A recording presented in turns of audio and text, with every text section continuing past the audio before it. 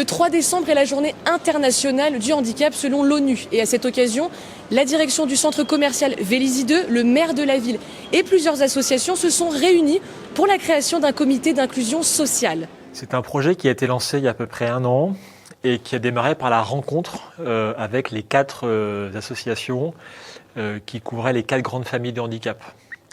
Donc Valentin Ahuis, Du bruit dans ma vie, APF France Handicap et les Paralysés de France. Il a alors été question de solutions inclusives et d'accessibilité au sein du centre pour les personnes en situation de handicap.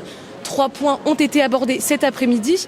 Tout d'abord, créer une page dédiée à l'accessibilité pour tous sur le site internet de Westfield Vélizy 2, détaillant tous les équipements et services qui sont à la disposition des personnes en situation de handicap, c'est chose faite. Ensuite, il était demandé d'installer des scooters 4 roues PMR électriques à côté de l'accueil pour les personnes en situation de handicap type PMR, mobilité réduite, mais aussi surpoids, personnes âgées. C'est bien sûr gratuit, disponible, et ça facilite la balade shopping, la déambulation dans le centre commercial. Et enfin, l'ouverture de plages horaires d'accueil, les mardis matins et jeudis après-midi, pour un accompagnement lors du shopping et pour le rendre plus agréable. Est-ce que ça vous facilite votre quotidien quand vous êtes dans un centre commercial ?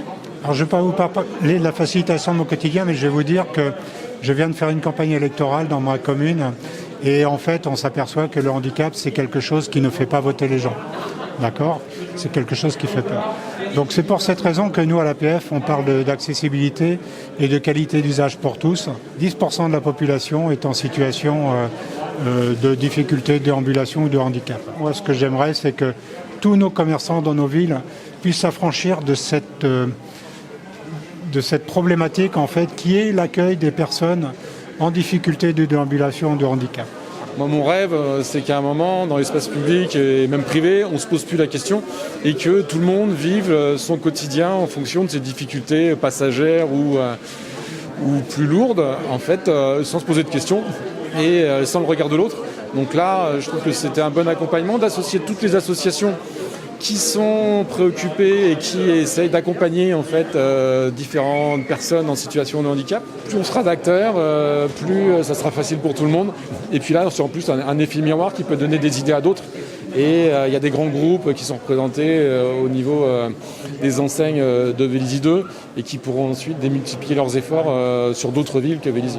Un événement qui s'est clôturé à l'accueil du centre par un coupé de ruban plein d'espoir. 1, 2 et 3.